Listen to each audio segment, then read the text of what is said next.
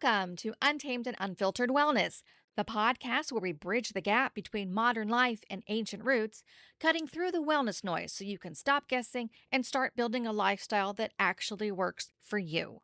I'm your host, Jo Swenson, herbalist and founder of Olivia Bell. There was a version of me not so long ago, I like to think, who set an alarm for 4:45 in the morning to make a 5:30 a.m. gym session.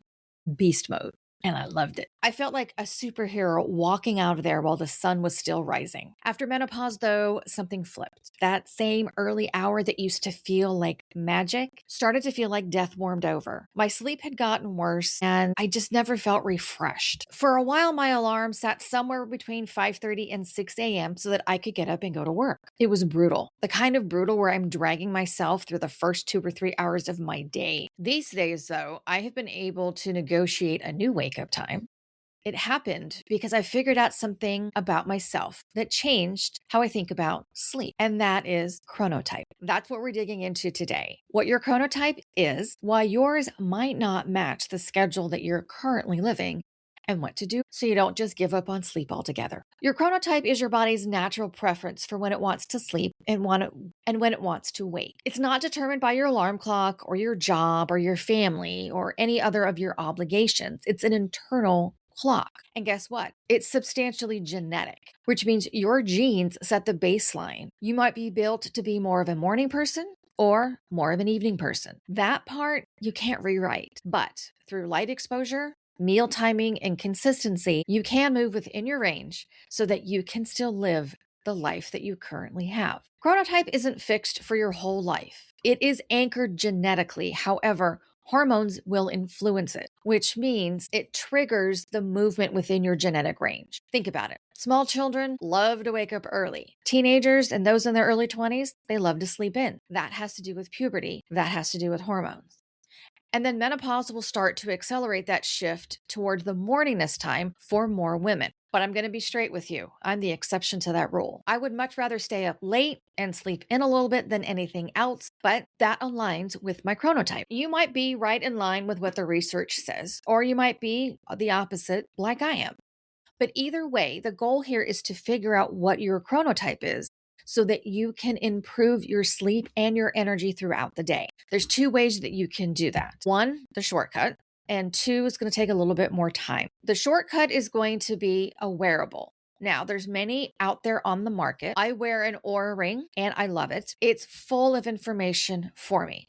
But there's two things to keep in mind with wearables. One, they're not 100% accurate. There's going to be a margin of error when it comes to your wearables. So read the fine print and take a look at what it has to say for the product that you're using. The other thing is that your wearable is not going to give you a true full picture of everything. The information is great, but there's a lot of people out there that get obsessed with that information and they try to dial in and become the perfect sleeper. That's not going to happen. So I always caution people when it comes to them relying 100% on their wearable to determine what their best sleep should be, because this is genetic. We can hack it.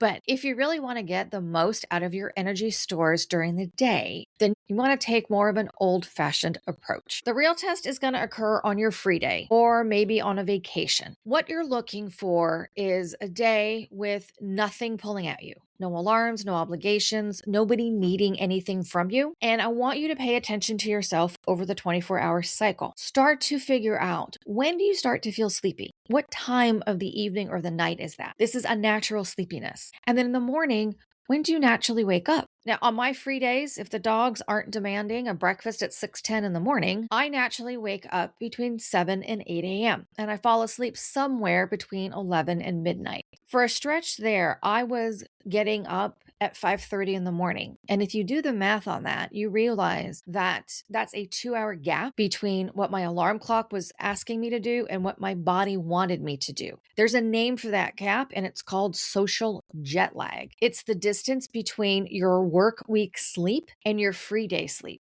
the days you don't have to have an alarm. The bigger the number, the further your daily life is away from what your body actually wants. Once you know what your chronotype is, that will help alleviate some of the stress of figuring out why you're having energy gaps throughout the day. And this is where you can start making small adjustments. Don't fight the whole thing all at once. What I did for me is I moved my wake time from 5:30 to 6:30. So I shifted it an hour. Now, remember, my natural wake time is typically 7:30. So I moved it an hour. I took half of the gap. You can do the same thing as well. Figure out what your natural wake time is to what you're forced to be awake at, and see if you can move your wake time within that window to get it closer to what it's supposed to be. The second thing I did is I made sure I was getting morning light in the morning. So while I'm outside taking the dogs out, I can stand out in the morning sun or at least natural light for about 5 or 10 minutes. And that was better for me than getting up and turning on the TV or turning on the lights inside the house. Now, this doesn't work during the winter when we adjust our clocks. And if you live somewhere in the world where daylight is at a premium, you need to look into either a light box or maybe some light adjusting light bulbs, but something that can help mimic natural light.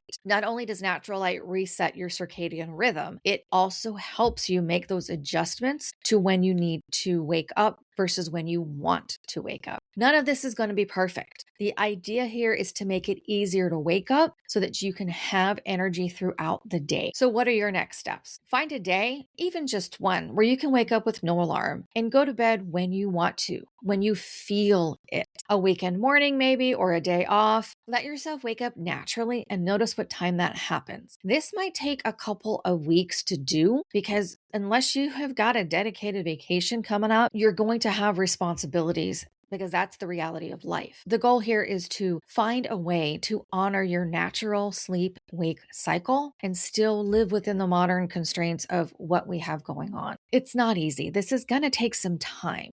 But if you are struggling with sleep, if you're struggling with waking up with some sort of energy or maintaining energy throughout the day, this is one way to do that, and that's to figure out your chronotype. The reality is, this is not a life overhaul. We're just trying to move toward what our body is naturally designed to do. Trying to live within the constraints of modern life is not always the easiest thing. But if we can make one small shift, at least in our sleep cycle, to get it closer to our true chronotype or our true natural rhythm, the more energy we will have and the less fight we will have in the mornings. If this episode stuck with you today, join our Substack community, where we can explore this idea a little bit further. You'll also find some reflection questions, herbal remedies, and a community of like-minded people. It's free to subscribe. The link is in the show notes. I hope you make some time today and every day for some peace, some plants, and some paws. Thank you so much for listening to Untamed and Unfiltered Wellness.